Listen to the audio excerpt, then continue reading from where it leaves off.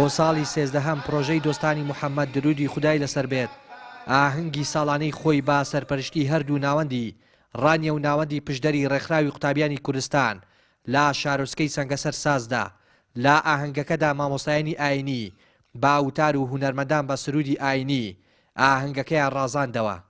وەکو پرۆژەی دۆستانی محەممەدی ڕێکخراوی قوتابیانی کوردستان سوپاس بۆخوای گەورە ئەمڕۆ لە شاری سەنگەسەر هەستاین بە سازدانی ئاهەنگێک ئاهەنگەکە بۆ جەماوەرێکی بەشدار تیا بەشداری کرد. پرۆژەی دۆستان دیارەیەکێکە لە پرۆژەکانی ڕێکخراوی قوتابیانی کوردستان بۆ ماوەی 13 ساڵە کارەکەین. کارەکەمان خزمەتکردنە بە پەیامی پیرۆزی ئیسلام و ئاشتاکردنی نەوەی نوێیە بە ژیانی پێغەمبەری مەزن و ئاکار و ڕەوشت و سونەتەکانی. ئێمە وەک هەردوو ناوەندی ڕانی و ناوەندی پشدەر ئەمڕۆ هەستاین بە سازدانی ئاهەنگێک لە چوارچەوەی پرۆژەی دۆستانی محەممەد صلی الله عليه وسلم کەمە بۆ ماوەی 16 ساڵە درێژە بۆ پرۆژەیە دەدەین کە ئەم پرۆژەیە هاتە ئاراوە لە دژی ناحەزانی محەممەد صلی الله عليه وسلم کاتێک ئەوان ویسیان بیانڕێزی پێ بکرێت. ئێمە وەک ڕێکخراوی قوتابیان و وەک خەڵکێکی موسڵمان هەستاین بەوەی کە محەممەد صلی الله عليه وسلم لەوە گەورەترە کە ئێوە دەیناسن. ئەمڕۆ ڕۆژی یاد دایکبوونی پێغەمبەر دەکەینەوە کە لە شارۆچکەی سەنگەسەر ئێمە پێویستە بەکردەوە ژیاننامەی پێغەمبەر صلی الله عليه وسلم لە ژیانماندا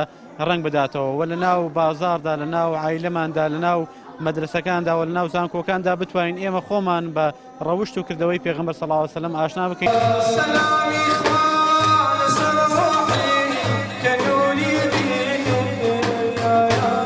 ساڵانە لە هەرێمی کوردستان ئەو یادە پیرۆزە بەرز ڕادەگیرێت و هاوڵاتیان پابەندبوونی خۆیان بە ئاکار و سونەتەکانی پێغەمبەر درودی خودای لەسەر بێت دووپات دەکەنەوە و داوا دەکەن سونەت و ئاکارەکانی لە ژیانی ڕۆژانەیاندا ڕەنگ بداتەوە.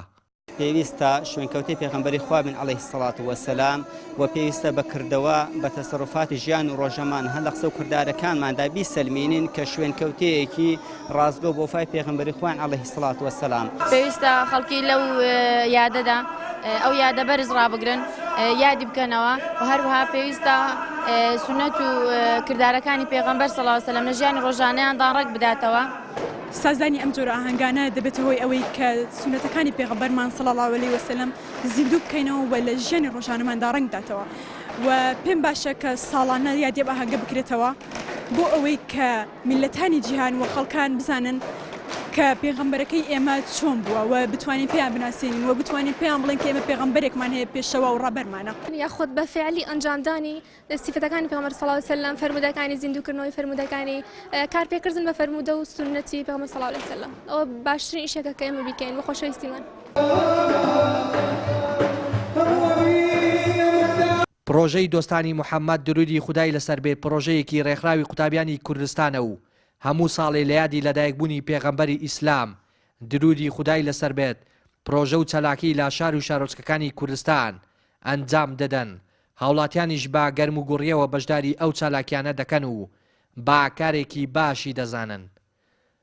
ڕێناز ئەرسەلان، کەناڵی ئاسمانی پەیام، دەڤەری پشدەر.